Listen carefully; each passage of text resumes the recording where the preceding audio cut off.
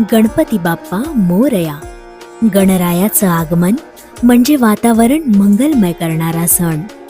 गणेशोत्सव घेऊन येतो प्रत्येक घरात समृद्धी, उत्साह आणि आनंद. मग आपणही आपल्या बाप्पासाठी घेऊन या काहीतरी खास.